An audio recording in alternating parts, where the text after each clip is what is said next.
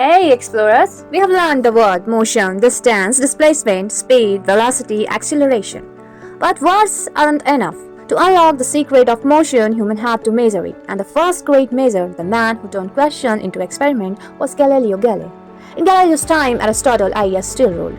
He had said heavy objects fall faster than light ones. Drop a cannonball and a pebble, and surely the heavier one will hit the ground first. People accepted this truth for nearly 2000 years. But Galileo asked, why should nature treat them differently? If the earth pulled on both, why would one fall faster? So he tested question at Pisa's famous leaning tower. Imagine Galileo climbing the steps, carrying a 10-pound ball in one hand and 1-pound ball in another. He dropped them together, and what happens? They fall side by side, striking the ground almost at the same time. The difference is so tiny it's nearly invisible. Galileo showed that weight does not control the speed of falling. The pull of earth acts on the same of this object.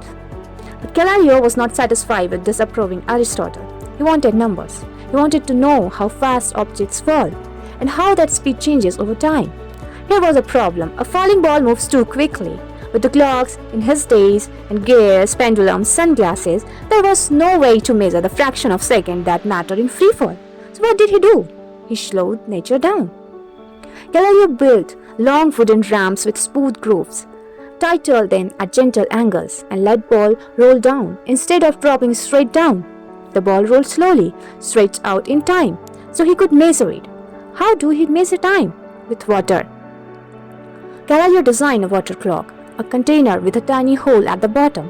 As the ball rolled down, water flowed out. By weighing the water, he could measure the passage of time. Crude, yes, but ingenious. Now listen to what he found. The ball did not travel equal distances in equal time. In the first second, it traveled 1 unit. In the second, it traveled 3. In the third, 5, then 7. With each passing second, the ball covered more ground. And the increase followed a perfect pattern, the odd numbers. Let's add them up. First second, first 2 second, 1 plus 3 is equal to 4. First 3 second, 1 plus 3 plus 5, 9. First 4 second, 1 plus 3 plus 5 plus 7 is equal to 16. Did you see? 1, 4, 9, 16, the sequence of numbers. From this, Galileo concluded the total distance of travel by the object in time t is proportional to the squared. In modern world, we write it as distance is directly proportional to the time square. Double the time and the distance is 4 times greater. Triple the time and the distance is 9 times greater. By slowing motion and timing it carefully, Galileo uncovered the mathematics hidden in nature.